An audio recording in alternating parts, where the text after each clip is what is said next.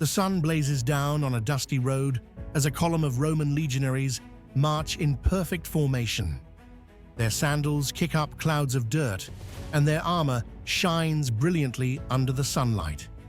The rhythmic clinking of metal and the synchronized thud of thousands of feet create a mesmerizing cadence.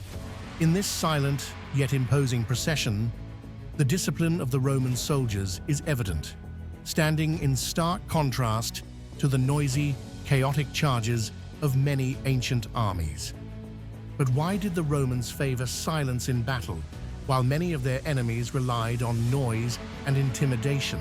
The answer lies in the core of Roman military discipline, a powerful tool that set their legions apart on the battlefield.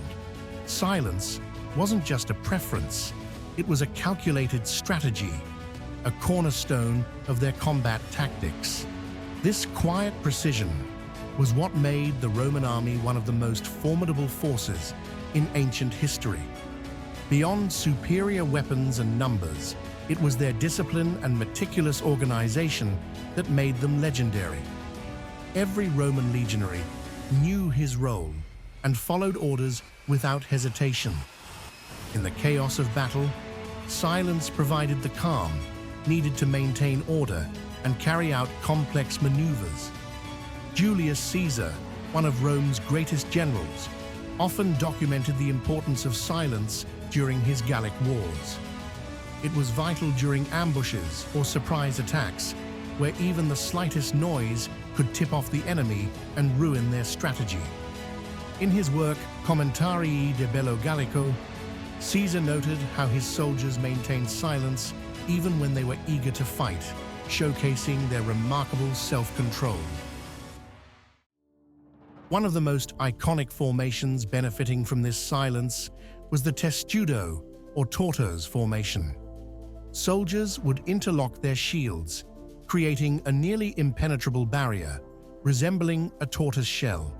This maneuver required absolute precision and coordination.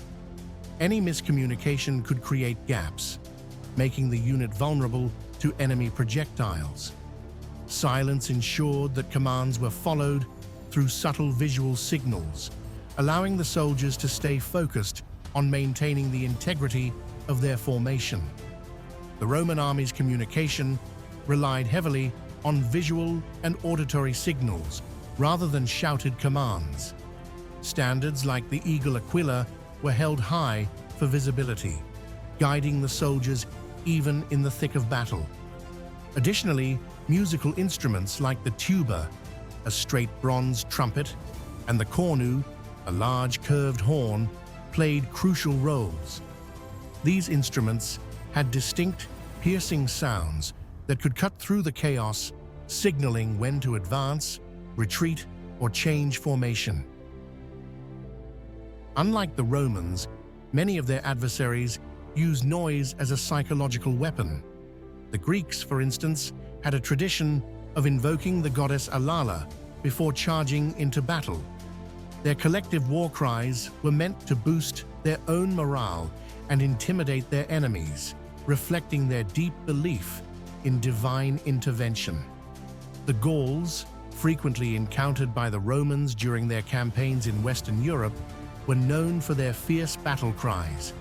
Ancient accounts describe them charging with deafening roars, sometimes even fighting naked to frighten their foes.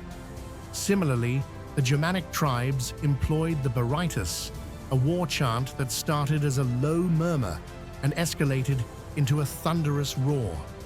According to the historian Tacitus, they would amplify the sound by holding their shields in front of their mouths, creating an eerie, intimidating effect. This chant not only scared the enemy, but also united the warriors, bolstering their courage before the clash. Despite their emphasis on silence, the Romans were incredibly adaptable. They understood the value of their enemies' tactics and were willing to incorporate effective methods into their own strategies.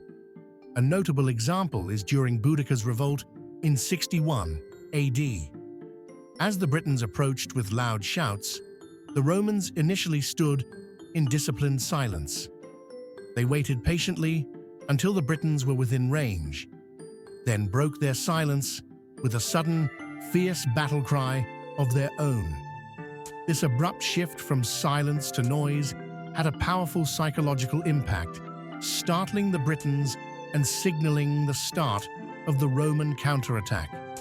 It was a brilliant display of psychological warfare, showcasing the Roman mastery of timing and discipline. As the Roman Empire expanded, so did its army, evolving with new influences from diverse cultures.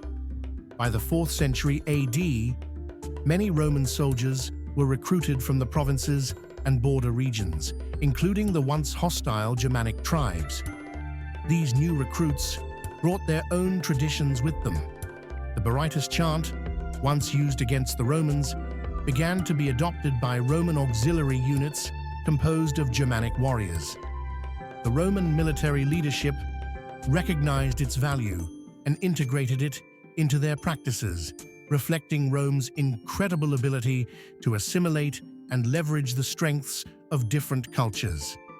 This adaptability did not compromise Roman discipline. On the contrary, it highlighted their flexible approach to warfare. The core principles of organization, discipline, and tactical precision remained intact, but the army continued to evolve, incorporating effective techniques from all corners of the empire. The Roman army's blend of strict discipline and adaptability was a key factor in their dominance over much of the ancient world. Their strategic silence, combined with the ability to adopt useful practices from their enemies, made them a unique and formidable force. Thank you for joining us on this deep dive into the fascinating world of Roman military tactics.